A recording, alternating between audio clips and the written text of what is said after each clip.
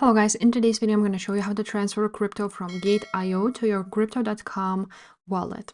So first of all, you want to go ahead and be on a Web3 wallet, which is right there at the top. Now you will see an option send, and also you will see all of these tokens.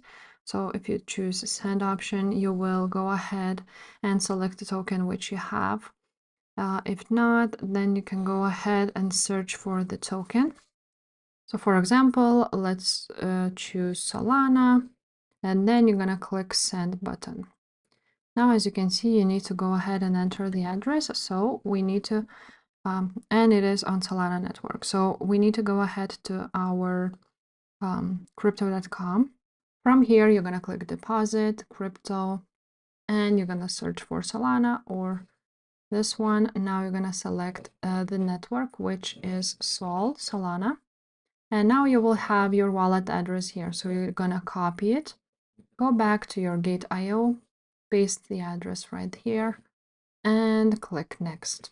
After that, you're just gonna go ahead and enter how much of Solana you want to go ahead and transfer, and click next and send it. So if this video was helpful, make sure to subscribe, and I will see you next time. Bye.